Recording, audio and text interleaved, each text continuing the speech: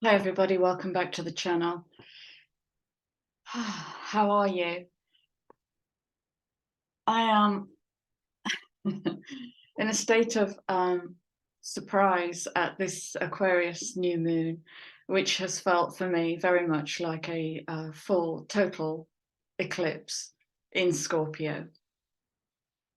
It's felt very scorpionic indeed, and so I want to do a reading on that for those of you who may have felt the heavier energies that preceded the new moon coming in. Symptoms, headache, crown and third eye on fire, tons of fire energy. And what I missed was there was actually a yod point, which is a long elongated triangle, which was pointing straight into the south node of Scorpio. That's where all the energy is coming from.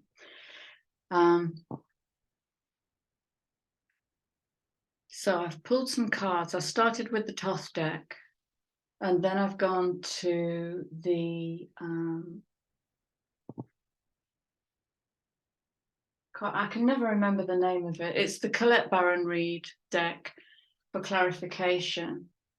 And then I've pulled one archetype card. And there's an interesting story coming out. We'll begin with the Queen of Swords.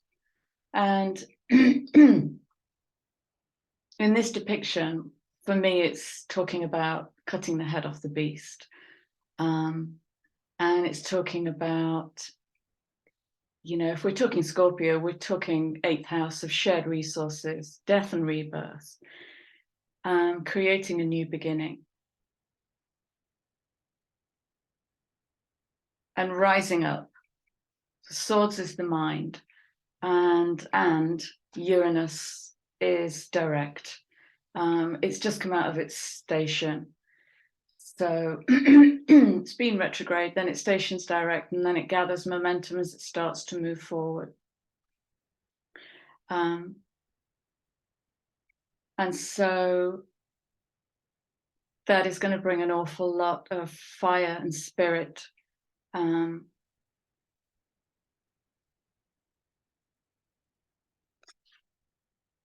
So fire causes dehydration, sleeplessness, crown, third eye, headache, temporal pain. Lots and lots of fire energy coming in. And because it's touching the south node, it's going to touch the parts of us that are in shadow.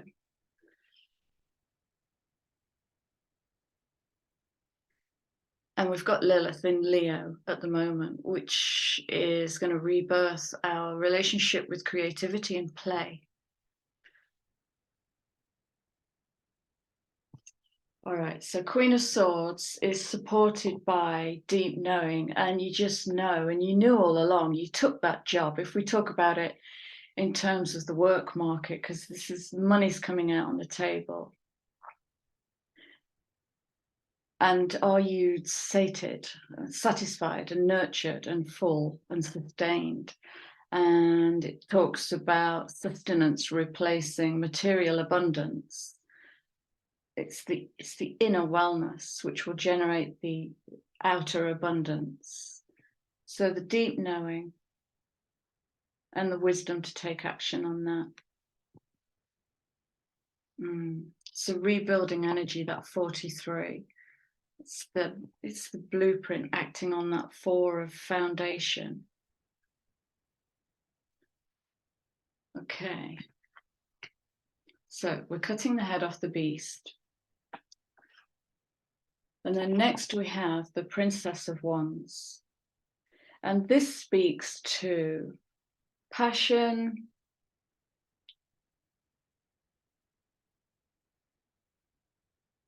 in the lower chakras. This is the animal self.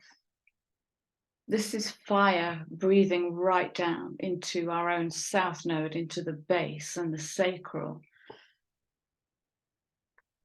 And it might play out as anger or resentment, or it might make us quick to flashpoint.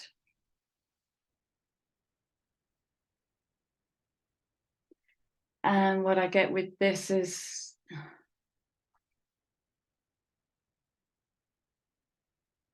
I get addiction with this. I get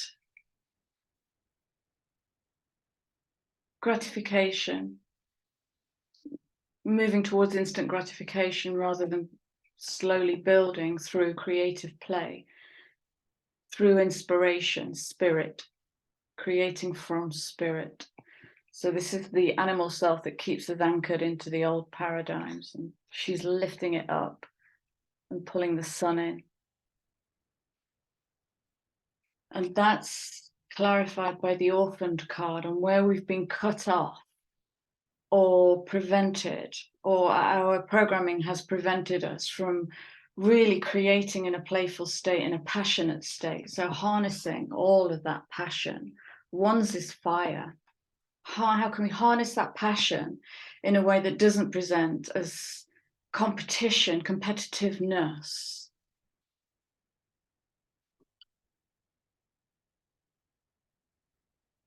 Anger, all of those things. 5 is dynamic change. 5 is conflict. And I think we had chaos and conflict that came out with the Aquarius new moon. I should have read more into that. I'd have been able to see what was coming and be better prepared. I am so exhausted. I feel so exhausted. I'm sleeping and waking up tired. There's another symptom.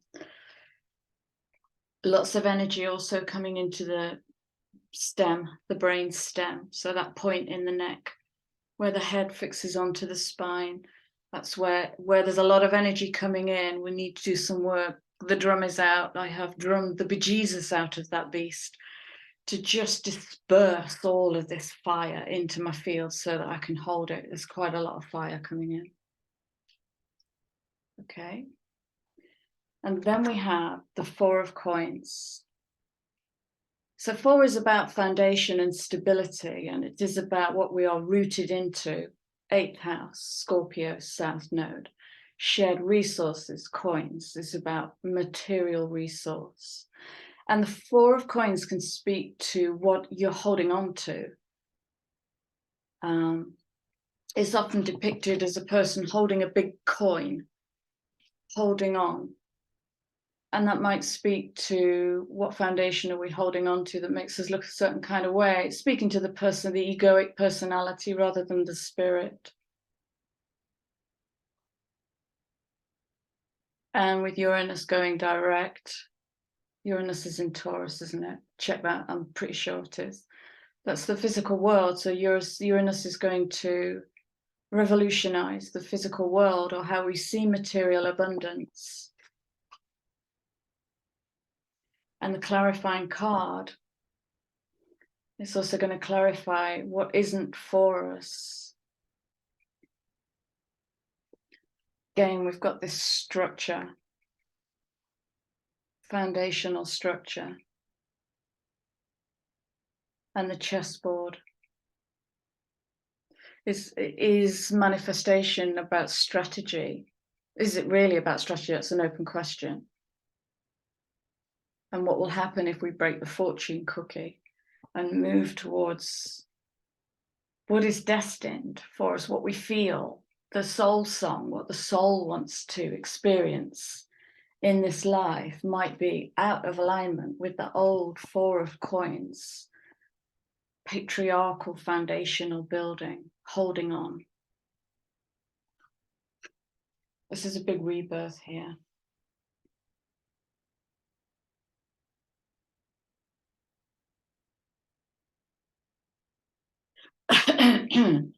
Okay. And the underlying card is the Tower, which is Uranus energy. And the Tower can present as blinding insight. So what's being revealed, I'm seeing at the moment, is blind spots, a go-go. And we are in a space where we're, with the revelation of the blind spot, we're now better able to release it in that 4 of coins. We're better able to release the notion that that has made us something. And in that Uranian energy, we're revolutionizing who we are, who we perceive ourselves to be, how we're going to show up in the world. And then we're leaning into Aquarius. And how can I be my mad self in this collective and let go of my attachment to outcome? The Tower will bring it down. The Tower is bringing it down. And the underlying clarifier is Yang. Fire, masculine fire, so much fire in the system at the moment. So I built a structure with these guiding cards, and then I asked for what is at the center of this? What is the birthing light in the center of this old foundation, which is coming down with the Tower? And 3 cards came out.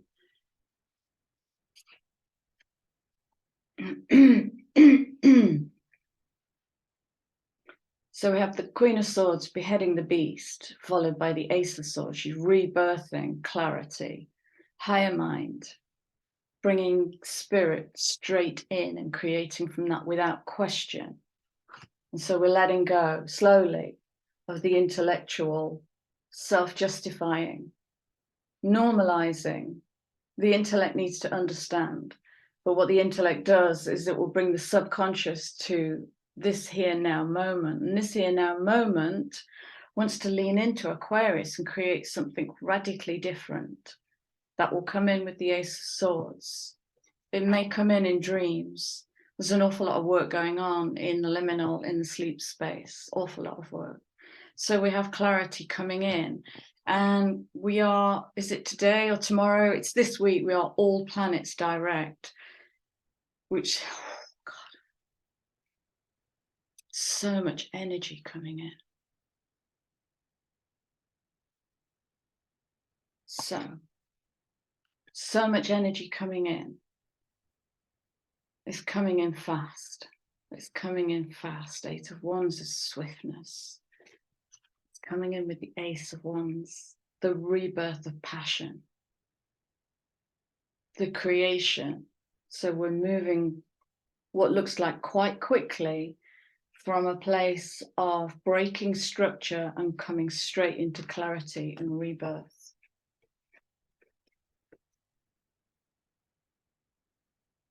Okay, it's fast. And I feel like, if I exaggerate, that's what my energy field feels like. It's very fast, dynamic energy. Okay.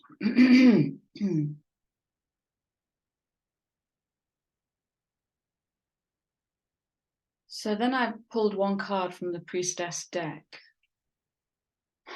And she brings water, thank God. And we need water. We need earth, actually, a lot of earth. So grounding every day, maybe 3 times a day, grounding. Just keep coming into the body, keep coming into the self. And coming in on that beautiful, intuitive 11 is heart openings. And that came in with the Aquarius moon. Deep connections, water blessings. It's like the star card. It's like the healing of the cup, the healing of the emotions.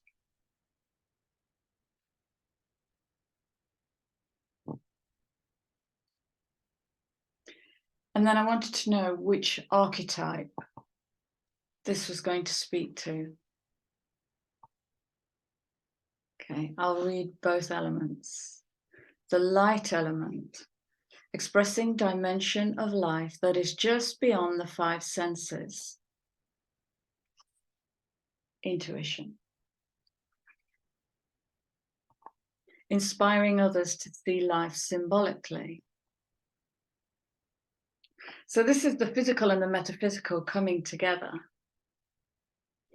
For everything physical, there is a vibrational counterpart. As the psyche is the vibrational counterpart for the brain.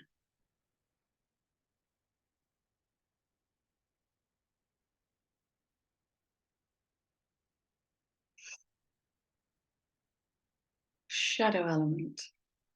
Using talent as an excuse to mistreat others, posing as the starving artist to elicit pity.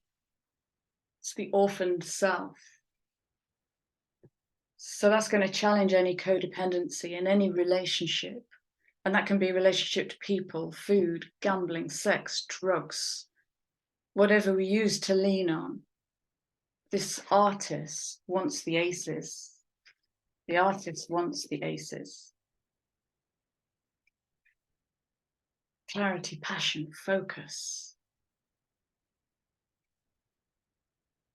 And that shadow attribute is really going to challenge the whole notion. As Saturn moves into Pisces, it's going to challenge the whole notion of having a spiritual business and being poor. And that will challenge the whole notion of overgiving, the whole notion of taking responsibility for other people's feelings. This is self-actualization. The artist, we can only do that when we see ourselves as a living form of art, moment to moment. And this swiftness that's coming in is going to invite us to pivot in a moment, to go 180, move, change, fly. Very fast moving energy. Okay, what else do I need to bring out?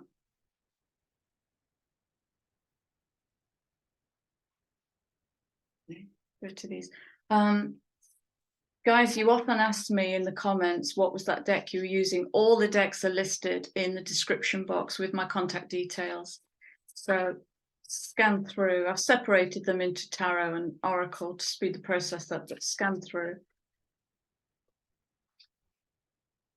What additional messages can we bring to this?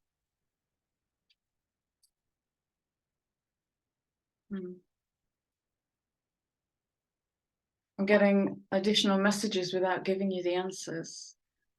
And so what this is going to do is turn you back to yourself, turn you back to face yourself, to find your answers from within.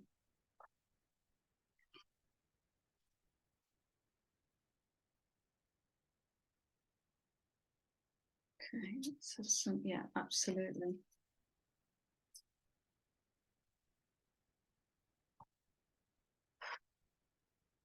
Big picture, seeing the bigger picture, getting right up above the fray.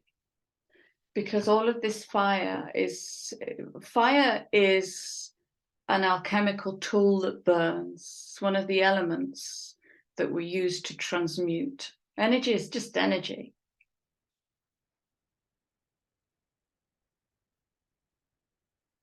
And so in all of this fire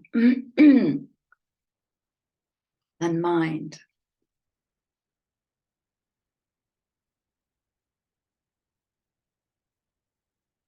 it's like a dredging energy. It's pulling up the shadow. So when we can get up above our timeline and look down on it, we can gain a clearer perspective, bring in that Queen of Swords energy, see it and understand it, integrate it without getting lost in the emotions. Obviously, the emotions have got to be processed thematically so that the cells can release. It's Phoenix burning. That's how we use fire to transmute energy. 29 again, 29, 11-2 that was shown to me the other day as healing the emotional ego. Yeah, absolutely. When we get over our emotions, how we're seen, how we're perceived, the whole success failure thing, then we can create from source, whatever the cost to our emotional ego, pride, vanity, all of that old masculine stuff, all of that Four of Coins, what we're holding on to. It's a colossal coming out of the closet. And it's unavoidable. You know? Okay. Yeah. Yeah. Gratitude is coming through with the message. We called for this. That's why we're here. We called for this.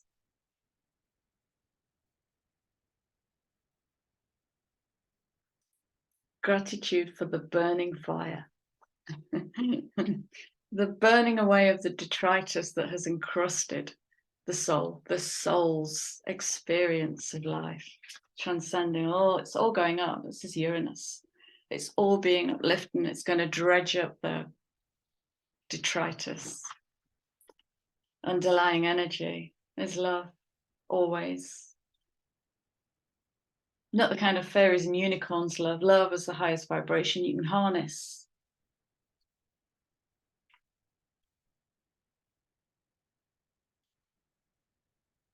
Yeah, absolutely.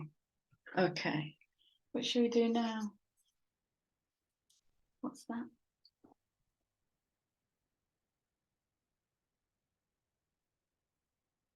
Bear with me. I need new storage. Lots of cards. Okay, let's have a healing card, please, to support this reading.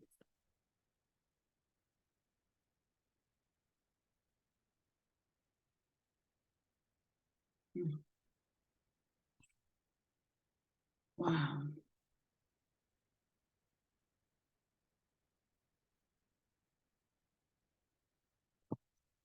Okay. Immediately what I get with this is the violet flame.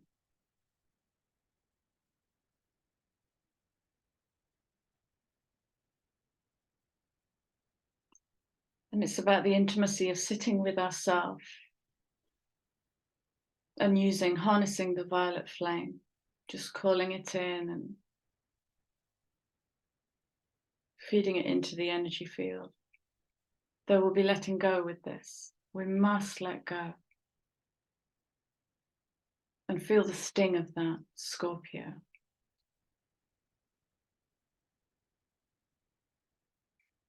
Yeah, I'm being asked to go back to symptoms. You know, this deep work can trigger what looks like a body flu. It can trigger something that looks like a cold. I have a little tiny cold sore just erupting. Waking up feeling really heavy, having done nothing. Stillness and the quiet. We've still got some time before lift off, but can you feel it ramping?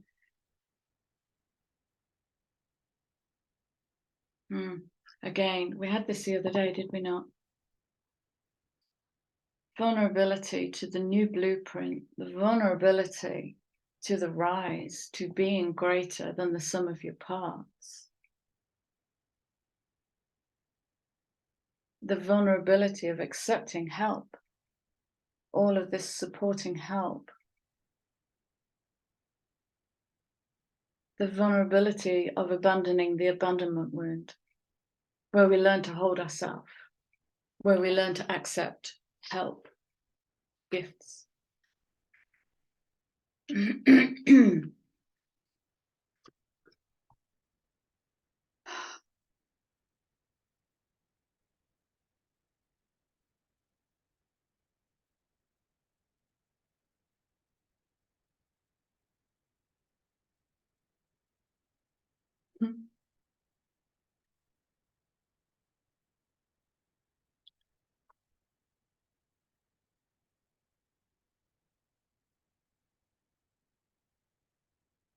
Much loving energy coming in this card.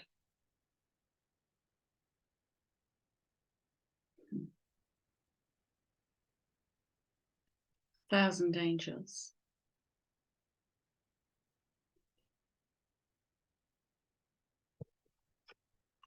That's beautiful. I'm going to wrap it up there, guys.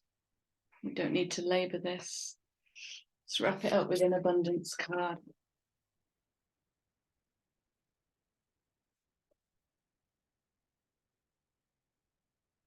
Yeah.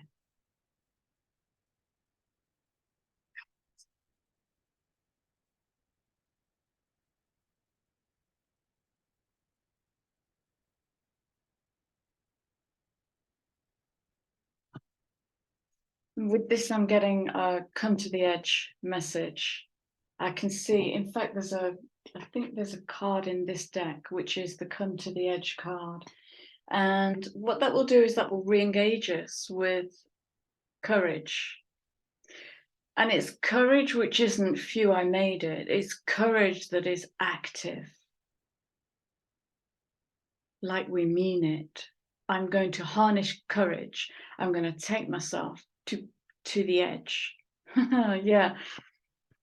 2020, was it? 2020, 2021. I would regularly say in my older videos, I'm at the edge of my map holding nothing but a handful of crayons. That's the energy here. It's the courage to go to the edge of your world, the edge of what you know, the edge of that the structure, and surrender to spirit, surrender to yourself. Fantastic. Fantastic. That's it. I'm going to love you and leave you. Take it easy this week. There is a ton of energy, and it's only going to ramp now. Okay. So, with my love, be well, drink plenty. I'll see you all again soon. Bye.